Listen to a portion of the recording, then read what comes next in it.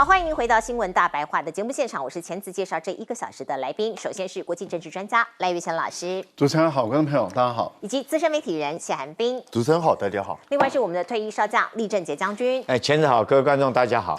好，观众朋友，川普的关税大刀准时挥下来了，在台北时间今天中午12点立即生效，对全球生效。我们看到呢，很多人在哀鸣、在哀嚎的同时，川普很得意呀他怎么说？他说全球都在排队拍我马屁，跪求我跟他们谈判。川普进一步说，这些国家现在都在跪求与我谈判，简直是在拍我马屁。哇，他的口气好大呀！白宫啊，这些幕僚们说：“哎呦，你各位这个国家的领导人，各位国家的领袖，你们要赶快想一想办法，有一些创意啊，建议他们跳脱传统的贸易框架，发挥创意性思维，思考可以打动白宫的筹码。他们强调说，如果有独特的牌可以打，就应该打出来啊！要怎么打啊？你是要跳火圈还是要吞火球嘞？这真的是太夸张了。我们看到美国现在予取予求，有一些国家就任由他拿，像是南韩就示弱了已经跟川普谈关税的国家，现在日本、以色列、南韩，这个讲的是跟川普通电话，包括韩德洙他也跟川普通上了电话说有希望和南韩达成关税的协议，那当然要细谈了。不过大家都知道，韩德洙现在只是代理总统，因为6月3号南韩的总统要大选嘛那我们也可以看到呢，川普就说已经讲好喽，对方的顶级团队正飞往美国，两国会有一个机会达成很棒的协议，而且韩德洙据说啦已经答应川普不会跟中国还有日本联手对抗川普的关税。哇，真的都跪下了吗？好，我们再来看看川普怎么评价南韩的。他直接讲，你们是捞钱机器，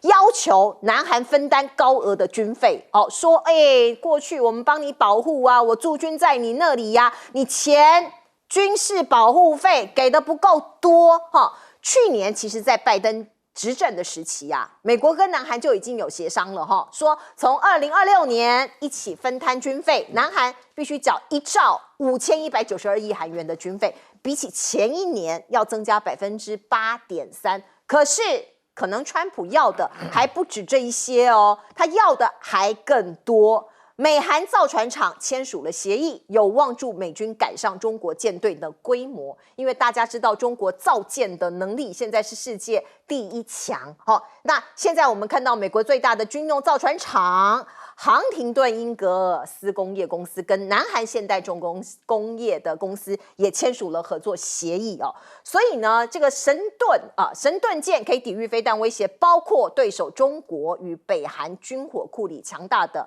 弹道飞弹所以予取予求，讲的就是这样我钱也要，武器军武你跟我合作各式各样的保护费。我们看看南韩股市的一个反应，昨天南韩股市KOSPI 有一点止跌了，有弹回来了，小小的弹回来，小小的上涨了。可是今天观众朋友又下跌了1.74%，而日经指数更是狂泻千里昨天有回升，今天整个又狂泻了将近1300点，怎么回事？那关税生效了嘛，这是一个最重要的冲击。而另外呢，跟川普关税谈判抢到头香日本还是很担心，前景不乐观，所以日本的高层就已经讲了，说不知道要拿出什么才能够打动川普。刚刚我们前面不是讲了吗白宫的幕僚要你想办法，要有创意认为找到美满的这个让美国满意的谈判筹码实在不简单找了又找，寻了又寻，恐怕也很困难。而且如果你协商的这个时间过长的话，也会影响今年夏天他们有参议院的选举所以政治上面的效应会是一个连锁的反应。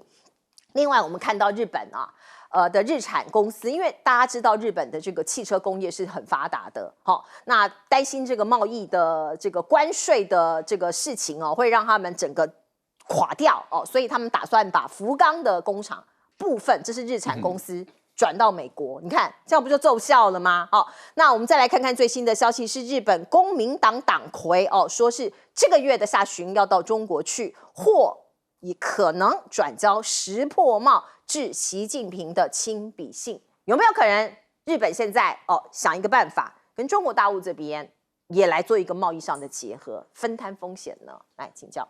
川普这个讲话太粗鲁了，太无理，而且太野蛮了啊！他这样子的羞辱啊，这些已经跪地求饶的人，这个就好像我们在前2天一直在强调，就是说，美国川普这样的一只野猫，当他抓到一只老鼠，抓到以后，你这只老鼠到底是应该起来跟这个野猫来跟他对抗，还是你要跪地求饶，寻求这只野猫它的仁慈宽大？那如果你要有尊严，反正都是死嘛，你就有尊严的跟他拼一下，但是问题就在于我们看到这些老鼠绝大部分的都是跪地求饶，里面韩国也好，日本也好，越南也好都是这样的一个做法。结果你看被川普这样子无情的羞辱，那你要把他羞辱到什么地步最后还不是死？我觉得这个真的是一个可悲的事情。不过韩德洙他没有决策权。因为他是过渡的总统，所以重大的政策他没有决策权。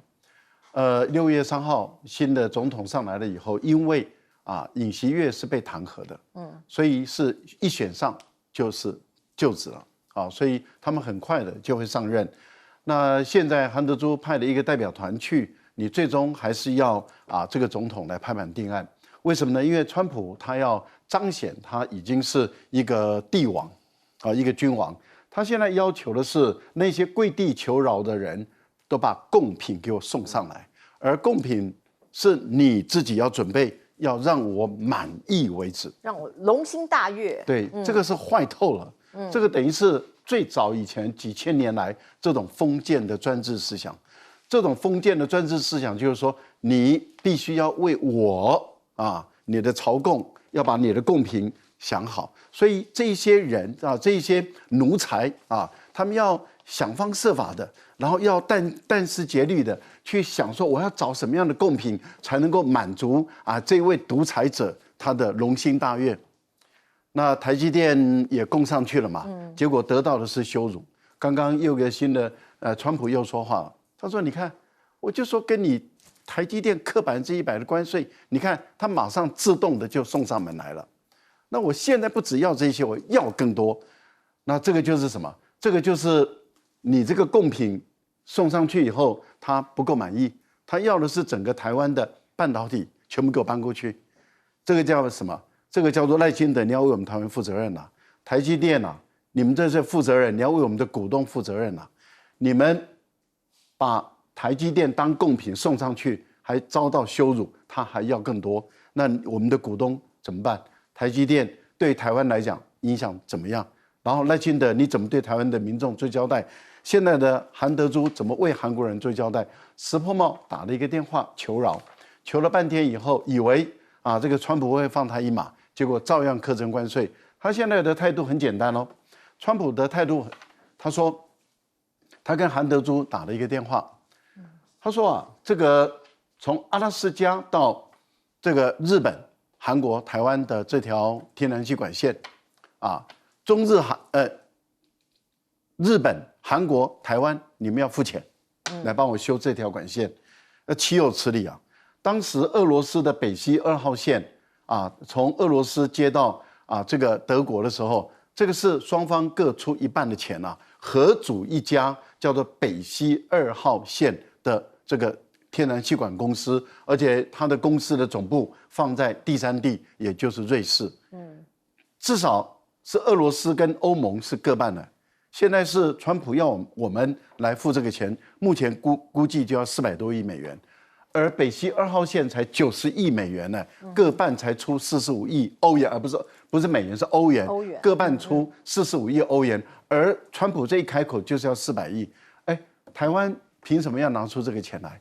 然后他就规定你韩国，你就是要跟我买天然气，然后接着呢，我需要船厂，我的船厂都已经成为废墟了，你要来我这边盖船厂，所以他说你必须要帮我造船，可是制造业要回流到美国，所以并不是在你的国家造，是在我的国家造。在美国，所以我的这个废墟的船厂，你要去投资，然后你要去整顿，你要去购买设备，你还要培训工人，然后结果在我美国造船，不止这个，我的美军驻守在你这边，国防部长不是才去吗？说台湾有事，美军过来支援，那所以等于是美军守在韩国，不是为了保护韩国，是为了说要介入台湾的事情，所以军演就来了嘛。好，那结果呢？这笔钱你韩国给我买单，哇，这个韩国人现在是什么时候软骨头软到这个地步啊？坦白讲，这个跟我想象中的韩国人真的是有差距哦，有差距哦。对哦，那韩德洙软成这个样子，脊梁骨到底跑去哪里啊？好像国内也没看到抗议，是不是他们在忙着大选啊？因为尹锡悦操作这种仇中反中有部分的效果 ，OK， 然后仇中反中里面他就完全亲美，所以就是为了让尹锡悦去美国唱个 American Pie， 然后从此以后那一些亲美的美国人他就有了声音了。有了声音以后，你看现在川普就是瞧不起你，说你就是来吻我的屁股嘛，不是吻了，亲了。那我们把它翻成说拍马屁了。哦，但其实这句话更脏。对啦，脏得不得了。我们要翻译文雅一点点。对。好，来彬哥。川普现在有点得意忘形、目中无人。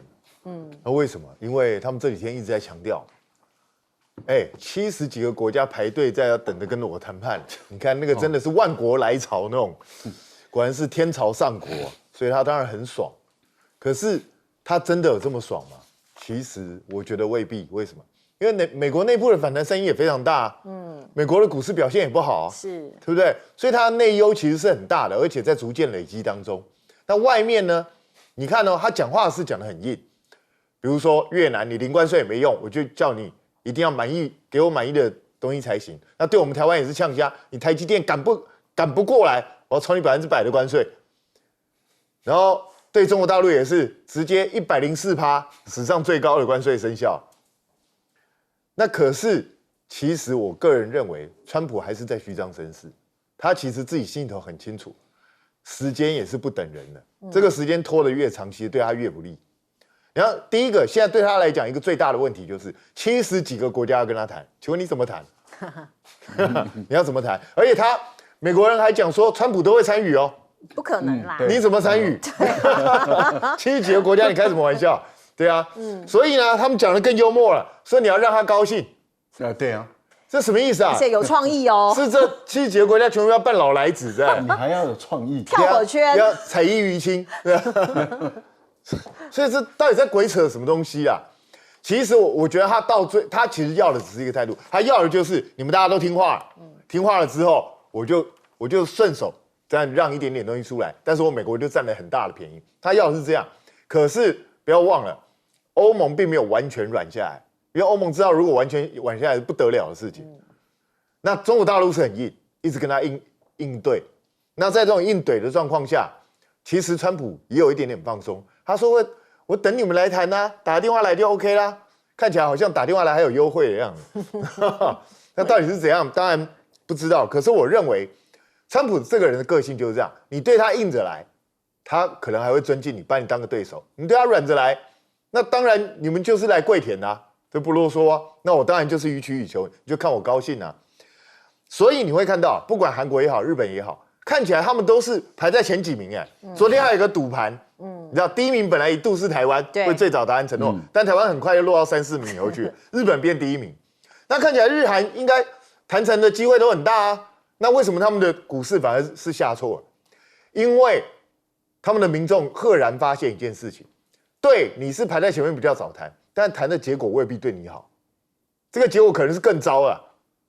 因为川普要的不是单纯的关税问题啊，他不是只想抽你的关税啊，川普要的是什么？要的是你要把过去从我美国赚的钱全部吐出来给我。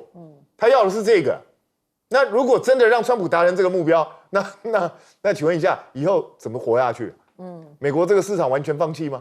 不可能嘛。那请问怎么办？所以股市就马上展现出来。不确定性太大，当不确定性这么高的时候，民众也是瑟瑟发抖。但是问题是，我也请这些国家的民众也去想一想，你在外面看都觉得川普不确定性这么大，你觉得美国人认为他确定性很大吗？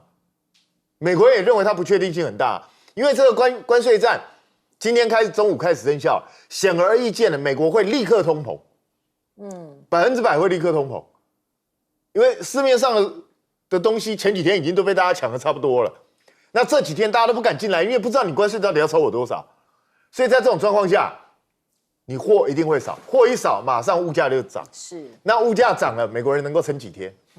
所以我一直觉得说，其实不用急，就慢慢跟川普谈。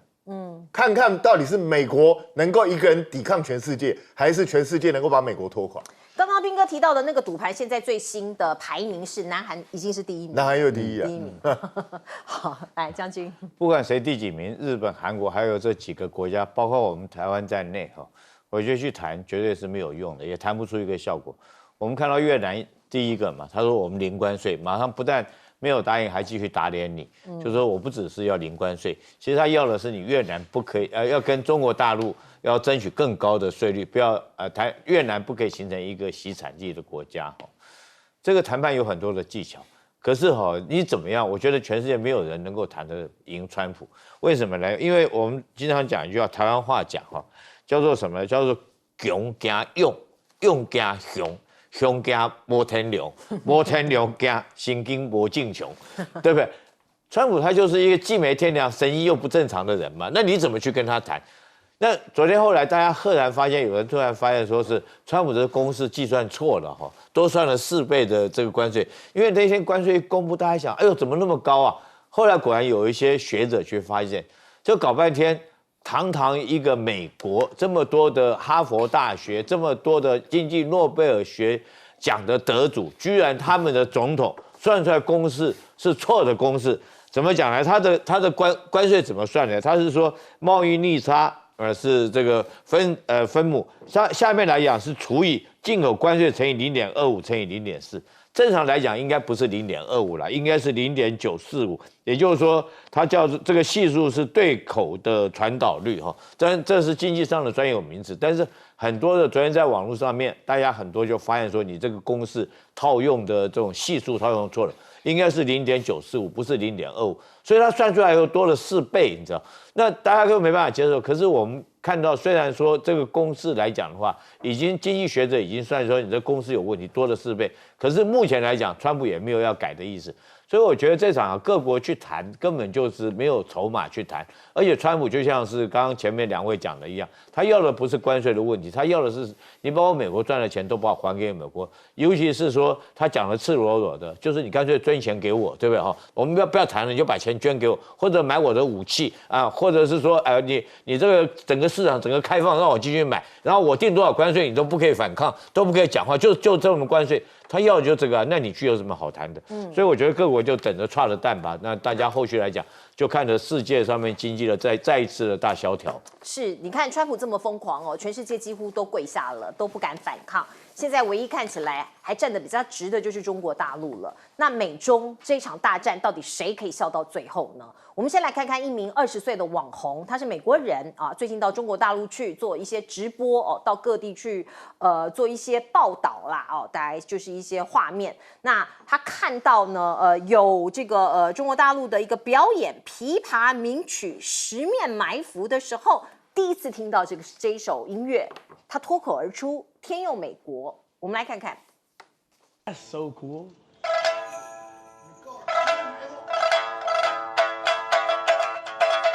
God bless America.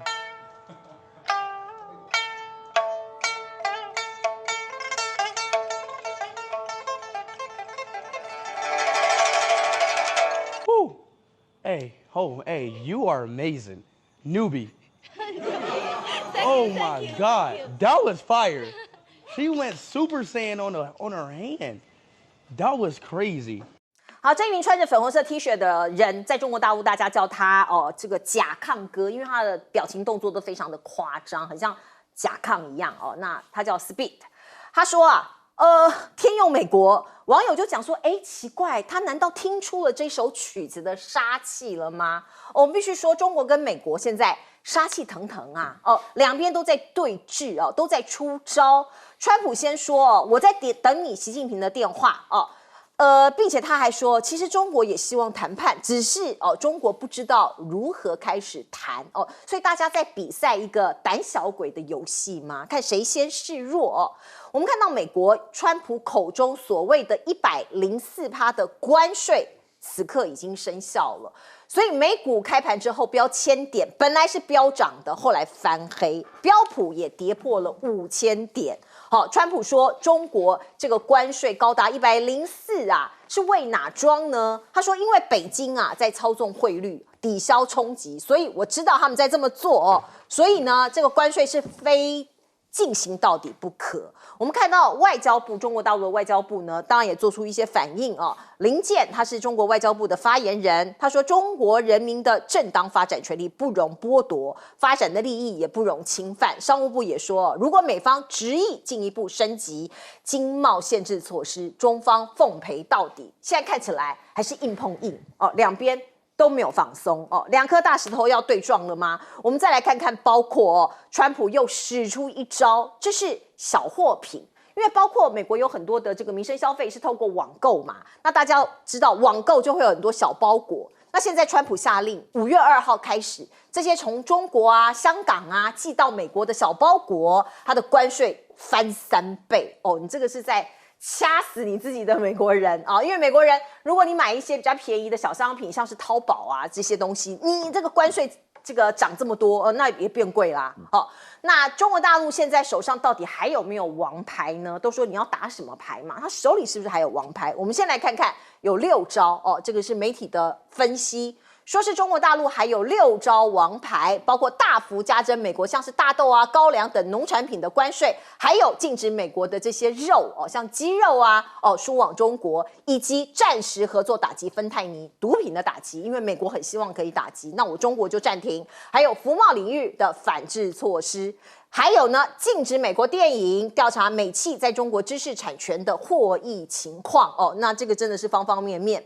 那我们也可以看到这个牛弹琴，这是中国大陆新华社旗下的账号，他说很简单来而不往非礼也所以就是要博弈或要打架，大家就来吧我们看到中国外交部的发言人林健就讲说，中方的立场已经讲得很清楚了将持续采取坚决有力的措施维护自己的权益，包括大家讲刚刚说的农产品、好莱坞的电影都有可能是下一步出手的武器。而另外呢，我们看到呢，美国的农民现在可能也在担心了，因为过去他们有很多的大豆，我刚刚讲的高粱可以输往中国大陆，现在如果失去这个市场那该怎么办呢？包括美国大概有60%的大豆和豆制品依赖出口中国是一个很大的买家金融时报的分析是这样，他说北京为了不断升级的贸易战保留了一些火力，就是我说的手中有牌还留中不发所以呢还有一些空间执行更严格的出口管制。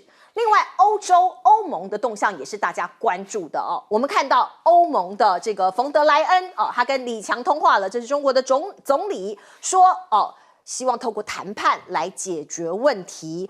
冯德莱恩也说期待举行新一次的欧中领导人的会晤李强回应说，中国将持续坚定不移的扩大开放和包括欧盟在内的世界各地加强合作。什么意思中国大陆是不是要接纳更多的市场，跟更多的国家做生意呢？在这个关键的时刻。而另外我们看到西班牙总理跑去中国大陆了，跟习近平会面，这是隔了7个月他再度访问中国大陆。有报道说，中国大陆的企业正磋商在西班牙额外投资30亿元，中国大陆的企业在去年9月已经宣布投资大概是70亿元了。那大部分是在哪里呢？汽车的领域。请教赖老师。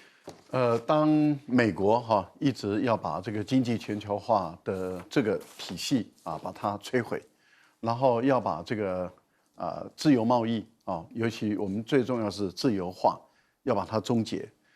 美国自己的国家可以把关税拉得这么的高，但是不允许别的国家把关税拉起来，这个就是我们一般所说的保护主义嘛。那对于美国人来讲，他的这样的一个做法，其实就是无视于 WTO 的所有的规则了，也无视于整个世界的经济秩序跟经济规则。他把所有的世界的经济法律都全部都推倒在地上，那放到脚里面来践踏。那当他践踏了这一些所有的秩序、所有的规则，当他把这个经济的自由把它终结，当他把全球化都终结了以后，我们看到现在是就中国大陆第一个国家起来跟他坚决对抗。目前来讲就变成是两大强在打。那有一群人，他们跪倒在地上，趴的想去碰这个川普的脚跟，那就是那所谓的50-60个国家，那他们忍辱负重，或者是他们受尽屈辱，但是呢，他们本身就是想去讨川普的喜爱。可是还有100多个国家，他们是不为所动的。他们基本上来说，现在就是两强在打的时候，一个是为了经济自由而战，一个是为了要把人关在铁幕里面而战。那要把人关在铁幕的是谁？川普嘛。因为当川普成为经济最独霸的时候，他就可以霸凌任何一个国家了。他今天可以霸凌日本，可以霸凌台湾，可以霸凌韩国，他明天可以霸凌任何国家。所以他今天看到加拿大就要把它没收，把它并吞成为他51州。看到巴拿马运河要并吞，看到格陵兰要并吞。他未来他看到沙地阿拉伯的石油，他也可以并吞，因为当他的军力最强大，当他的经济力量最强大的时候，他就会为所欲为了。所以现在就是一个世界的你死我活的战争，坦白说，就是一个殊死之战了。在这个战争的过程中，唯一有能力跟他对抗的，就中国大陆，而且有意愿、有能力、有决心，而且有勇气起来跟他对抗。所以目前来说，我们看到这两强的对抗，绝对不是短时间的事情，而且会是一个长期的事情。那长期的事到底最后会谁赢谁输？其实我们已经可以看得很明白了。为什么？因为美国没有赢的可能性。为什么？因为只要他没有办法把中国大陆打倒，而美国的经济开始出现问题，美国的政权开始出现问题的时候，那有很多被他欺压的国家，他们也会重新站起来，撕毁跟川普所定的协议。因为当川普没有能力再反击，而中国可以保护他的时候，他们就会往中国这边来移动。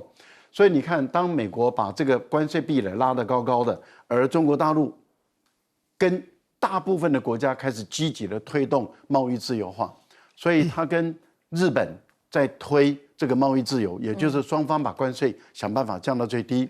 4月份的时候，习近平可能到东盟去，到马来西亚、到越南、到柬埔寨去推整个东盟跟中国10+1的这个贸易自由化，把关税再往下降。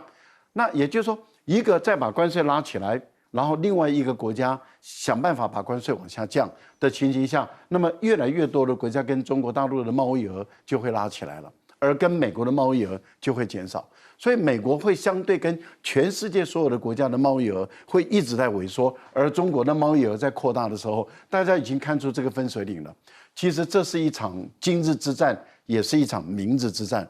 那目前来讲，川普一直在加码，可是坦白说，你关税加到100%以后就没有意义了，没有任何意义了。好，那换言之，也就是说，你川普的筹码用完了，可是中国现在开始在打牌了。中国的筹码才刚开始要打而已。为什么？因为服务贸易才是美国的罩门。美国一年赚服务贸易的钱赚11000亿美元。现在中国就是从你11000亿美元下手。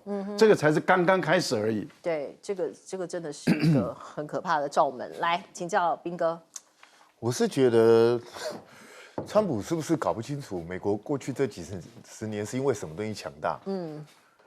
其实美国当然，你说100年前美国可能是因为工业制造业才慢慢强起来，可是后来的2次世界大战以后，美国不是因为这样。是啊。美国其实为什么把制造业慢慢分给其他国家做，是因为金融业、服务业、其他这些东西更赚钱啊。没错。那实际上表面上好像是美钞一直在往外输出，可是你不要忘记美钞是什么？美钞就是这张纸啊。对，你在印钞票，然后全世界提供你便宜的这些好用的这些器材，其实谁占了便宜？我觉得是美国人占了便宜。可是川普现在却认为全世界在占他便宜。那你现在要把它全部收回来，很好啊。那当然，很多国家因为比如说外贸导向的国家，他就很难不屈服。因为他手上筹码不多。那可是这些像中国大陆这样的大国就很难会屈服。为什么？因为是你过去花了好几十年的时间，把中国大陆硬逼成一个全部都有的国家，它自己构成一个体系。那实际上，当美国逼急的时候，中国大陆现在慢慢，你既然我本来不想跟你全面脱钩，但如果你真的非要逼我的话，那我只好真的就逐渐跟你脱钩啊。所以最近中国大陆在卖美债啊，我先卖了500亿嘛，后面还有7000多亿就慢慢卖，然后如果能够的话，就慢慢，如果你真的要对我征104%的关税到底，那就自然脱钩。为什么？我东西卖不去你那边，这边完全没有竞争力啊。那同样，你美国的产品也不要想进中国大陆啊。那大家就逐渐脱钩。可是问题来了，就是你美国当你措施越来越多的时候，其实基本上没有意义。像你小额包裹这个东西，对你这样会不会对中国大陆的电商造成伤害？会。可是对你美国消费者会造成更大的伤害。你觉得这样好吗？你的民间的反弹的声浪已经很大，那当这些人又买不到过去他们可以很轻易买到便宜的东西的时候，你逼他们转而去买美国比较贵的东西，甚至根本买不到这些东西的时候，你的民意不会沸腾吗？然后中国大陆其实它当然，你看这一次104%关税它就没有跟，为什么？因为没有意义。实际上你真的54%之后就跟这100%是一样的意思，反正彼此都卖不到对方那边去嘛。那接下来他可能就会针对美国的农产品啊相关这些东西出招，因为过去几年他早就预想到会有这样的一个问题，所以他早就分散它的来源。所以美国在这一方面要卡住中国大陆，老实讲非常困难。那接下来就是看谁的气场。那你觉得谁的气会长？那现在众说纷纭，有的人认为大陆，有的人认为美国。那我们就看事实决定嘛，看谁的气会比较长。导致欧洲显然不想拼这种气场，所以欧洲在干嘛？一方面表面上就要精准打击，实际上就半妥协。某一些东西你要征关税就征吧，但是我还是极力争取。但是有一些东西我要象征性的，我要对你抽一些高关税。但与此同时他在干嘛？赶快去跟中国大陆谈，至少我先保住中国大陆这边的市场。这就标准的两面手法。我觉得 OK， 很正常。一个欧盟要维系自己的生存，本来就应该要这样做。可是川普自己就要想到，如果这个谈判牵延日久，当你自己本身内部的压力锅快要炸的时候，请问一下，到时候当全世界大家都在看风向，这个风向一旦被人家看出来，恐怕到时候倒霉的不是世界各国，是川普自己。所以川普现在还要跟在那里，跟着比较好。对，没错，真的跟在那里。你看他讲这句话哈，川普说中国也希望谈判啦，这是什么？你赶快给我一个台阶，让我下来吧。你来跟我谈，我一定好好跟你谈。但是中国这时候会不会去谈？我保证绝对不会。本来或许中国希望，第一个我要谈的人一定是一个有理性、可以沟通、讲理的人，我才去谈嘛。那你这种不讲理的人，我去跟你也谈不出一个结果。第二件是什么？你知道，就昨天你那个副总统范斯他说羞辱中国人，说你们是乡巴佬。我跟你讲，这会把中国所有的老百姓那种民族情绪惹出来。当这个情绪惹出来之后，我跟你讲，就算是这个中国政府想要跟你理性的沟通，跟你做谈判，我跟你讲也很难的，因为中国老百姓会不让你去谈。那因为你范斯讲的这句话羞辱中国人，我跟你讲，后续你就很难善了。为什么？因为那就看谁底气长。现在这中美两国很明显的，我们知道这次来讲的话，这个美国虽然说是好像对全世界到处挥着他的关税大棒，但是很明显就是针对中国啦，因为中国来讲跟他的贸易这个逆差是最大的哈，其实就是针对中国，甚至于从越南这个动作我们都看得出来嘛。中国虽然说到越南到东南亚去洗产地哈，卖到美国去，他就叫你这边也要切断嘛，包括墨西哥大概也是这种道理，他就你都要切断，你们不能跟中国这个进这货，你要跟中国进这个供应来讲的话，进供应链你必须要提高它的关税，就是想要切断中国这个供应链。但是现在关键什么是美国这个需要中国制造，还是中国需要美国的市场？我觉得双方都有这种需要了，这个也不必去比谁强硬。但是关键是后续就要看比谁的气场。那比看谁的气场，第一个我们现在看到这个美国国内已经开始在掀起暴动了，因为他买不到便宜的牛奶，买不到便宜的衣服，甚至于连 iPhone 都扬言要涨价。在这种状况下，美国已经开始暴动了。由于有一件事情很明显的，我记得前天晚上我看到美国的股市原来是跌的，突然飘一下子，不但由黑转红，由绿转红，而且还 V 型反弹，弹很高，突然之间啪一下又下来。那时候我说奇怪，发生什么事情？后来我一看，原来是说有人放出谣言，说这个要暂缓关税90天。你看这个关税对美国这个股市影响有多大？只不过一个谣言立刻拉上去，立刻又跌下来。然后今天也是一样哈，今天美国股市又继续在跌嘛。那反而中国股市，我看收盘的时候，居然中国很多股市是翻红了哈。是。那第二个来讲，我们看谁的底气长。这个我们中国人经常有一句话讲什么话呢？就老子回家种，大不了老子回家去种田嘛。哎，那真的是他就回家种田了，因为他第一个储蓄率它比较高，对吧？民众的储蓄率比较高。第二个，他耐得住贫困的生活，他勒得紧裤带。你美国做得到吗？你美国做不到，我大不了回家去嘛。那你美国能够不用 iPhone 手机吗？你能够不喝咖啡吗？你咖啡自己本身就国内就没有嘛。当你这些都没有，必须要中国制造的时候，我觉得老百姓第一个造反。所以我们看到美国现在遍地已经烽火了。后续来讲，我觉得是美国可能会先撑不住。是美国人到底撑不撑得住？我们看到有人上街头，有人在囤货，可是这一头川普还在说。我们每一天就靠这个关税赚进了663亿元。他说哪有冲击我们的经济呀？没有，我们美国目前每天靠关税赚进20亿美元，我们美国很快就会再次变得非常富有。这是他在对国内的民众来喊话。我们就来看看对岸的中国大陆的微博热搜，就反讽他他们的热搜第一名今天是什么呢？美国一边打贸易战一边求鸡蛋，这是很反讽啊。一方面呢，他在卑微求蛋。大家知道，美国缺蛋已经缺了很长一段时间了，到处求爷爷告奶奶，像丹麦、法国、瑞典要求说，赶快进口给我们吧，我们向你买蛋吧。可是欧洲都说没有多余的鸡蛋了所以你可以看到现在的窘境是不是都还跟在那里呢？美国涨价潮来了，我们刚刚说了美光它开了全球第一枪因为关税的关系，它转嫁客户。今天开始，它宣布加收产品的附加费这是来自于路透社的报道。而另外呢，一般小老百姓常常会去逛的超市、大卖场，价格也蠢蠢欲动了我们看到，包括美国的好事多说是很快就会涨价了，有11款商品，专家讲今年夏天可能首当其冲，包括进口的乳酪、冰箱、洗碗机、微波炉，还有电子产品进口米农产品进口咖啡干果这些恐怕这个美国的消费者现在如果要买的话，你要多付很多很多的美金了。另外，囤货潮是已经过去好几个礼拜我们都看到的那你可以看到呢，为什么要囤？就是因为这2天好多物品可能都会涨价，包括一罐洗发精，本来可能只有18块美元，这是 Made in China 的18块，可是现在涨到30块。就是从台币592块涨到987块，涨这么多，你能不囤吗？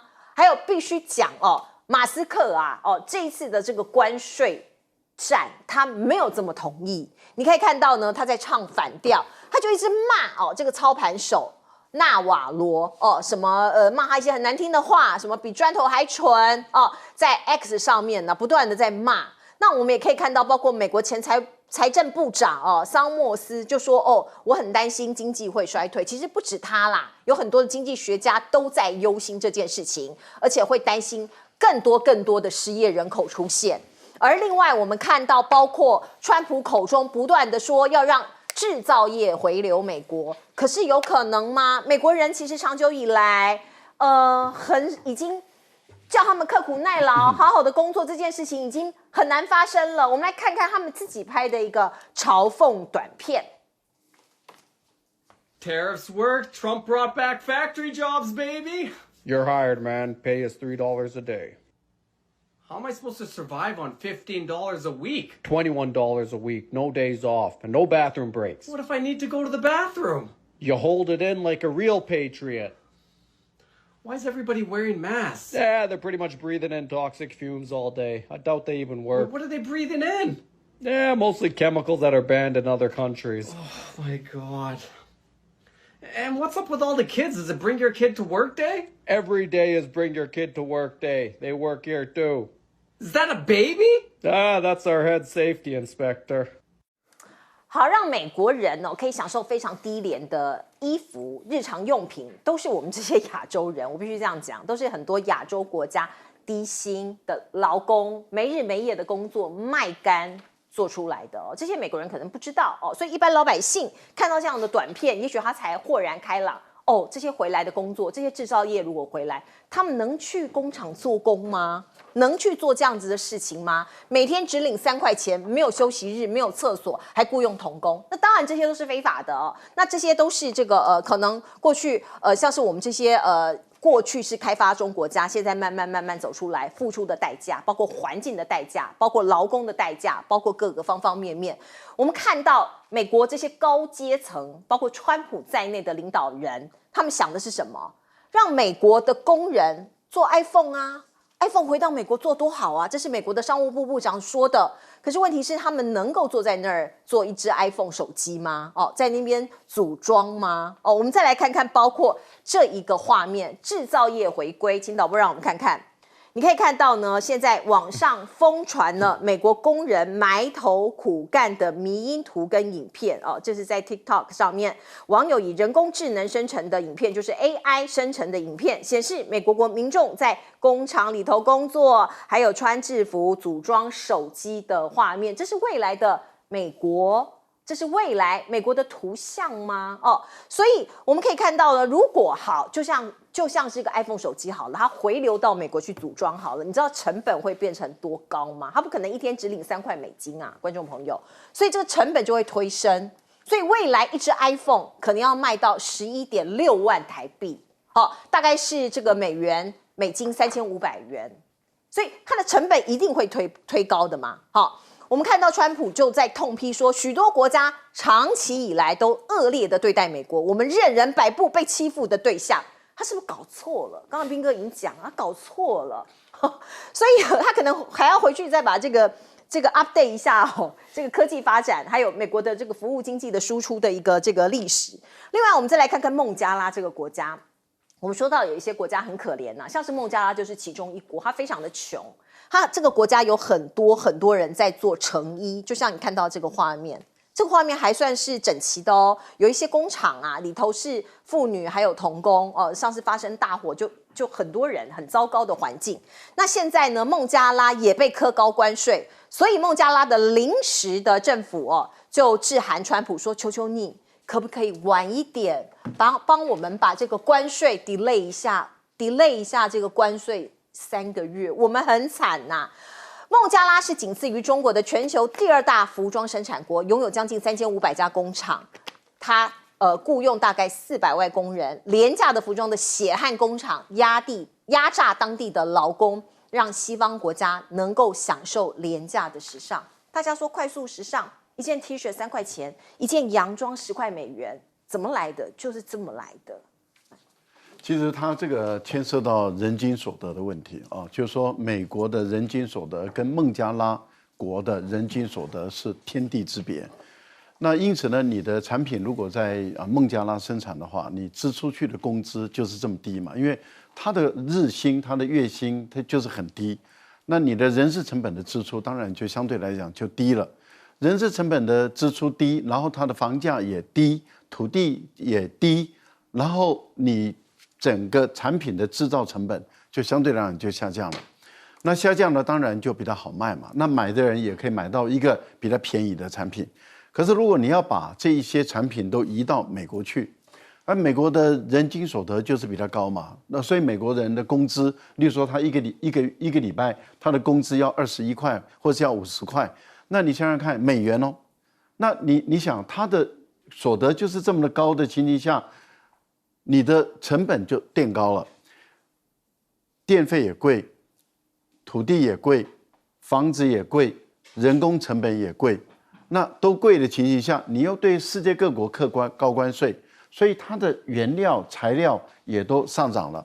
你这些原料材料从国外移到美国来，给这些工人在组装的时候，它的成本就上涨了。那我们不要讲美国的消费者。你说苹果如果在美国组装出来一只苹果手机能够卖到哪一个国家？请问一下，你外国你一个国家都卖不出去，没错。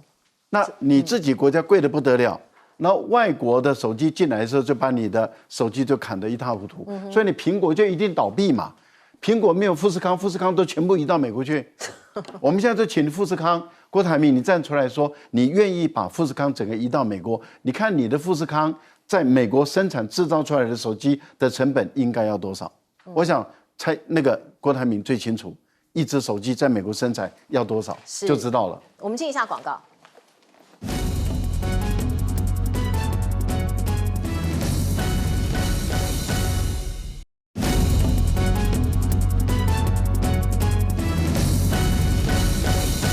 好，川普希望把制造业拉回美国，这样可行吗？斌哥，基本上这个几乎是不可能的事了，因为我们都知道美国是一个工资多高的国家，它人均收入这么高，它的人均收入 GDP 应该是中国大陆的7、8倍以上嘛。那请问一下，你高出这么多人事成本，你怎么把成本降下来？根本几乎不可能嘛。而且刚刚我们看到那个美国人自己做的短片里头也告诉你很多啦。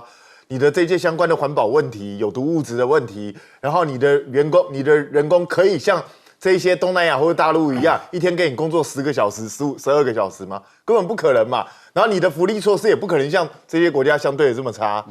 那所以你的成本不只是高人工，你是大幅提升所有的成本。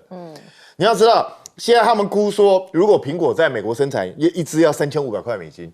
大家如果记得的话，连这个甲亢哥这么有钱的人哦，他去看到那个华为那个3折手机，都说一个手机要3000块美金，太贵了，这 incredible 不可思议。然后他买了3支，但是人家是有钱人呐，你要知道，如果苹果现在一只普通的苹果手机就要3500块美金，那你要知道今年苹果传说中可能要出折叠手机，那一只不是要4、5千块美金以上？对啊，有可能。那还得了？谁买得起啊？对，所以这是一个基本的商业原则，我想川普不可能会不懂。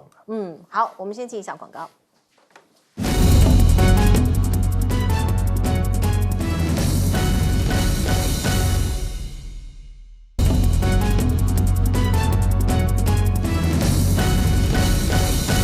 好，我们最后时间请教将军。没错，大家川普之所以弄这次贸易战，就是大家都要赚美国的钱。为什么大家都要去赚美国的钱呢？因为美国有3个特性嘛。第一个就是他很有钱嘛，对不对？但是他的钱是为什么有钱呢？他去借来的钱，他发行美债，他美元霸权所以他那个钱不是真的实实在的钱。那第二个，他很爱花钱。为什么我讲美国很爱花钱？你看它储蓄率，你就知道，他买的东西都是这个用没多久还没坏，他就丢掉了，他就不要了，他就去换新的。有新一代产品出来，他有 iPhone 17，他就不要 iPhone 16，他就换新的。而且他认为说是他用刷卡来借钱，所以你又爱花钱，对不对？又有钱可以花。可是大家要知道，你那个钱是美债，我们说你现在美债36兆美元，是不是说借来的钱？当然是依据你的这个美元霸权，你才可以。那现在很吊诡的，如果说是你不让全世界赚你的钱，你就不能维持你美元霸权的身份。